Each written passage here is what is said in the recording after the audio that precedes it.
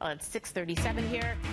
Time for another look at business news here. We have Mike Eppel over at 680 News.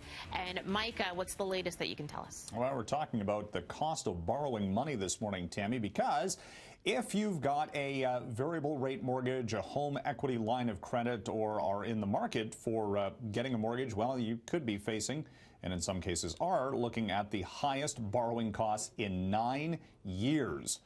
A day after the Bank of Canada raised its overnight lending rate to 1.5%, which doesn't sound like much, but that's the highest we've seen that at since early 2009, in the midst of the Great Recession. At that point, the great economic recovery has taken quite some time, but Bank of Canada Governor Stephen Poloz is saying that the economy right now is in a pretty good place, despite all of the talk about trade and tariffs and global trade war escalating with the United States.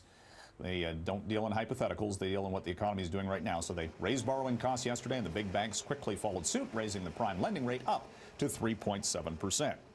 We're gearing up for a market reaction this morning to the big management changes that were announced late yesterday at Hydro One.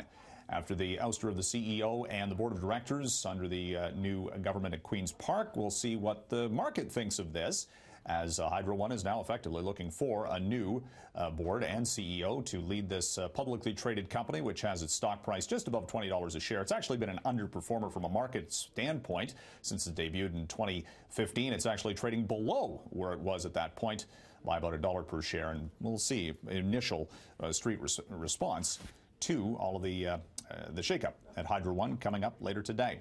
We have the top performer at the TSX yesterday being Tim Hortons' parent company, Restaurant Brands International, up by almost 3% after Timmy's announced a big expansion plan into China, 1,500 locations over the next decade.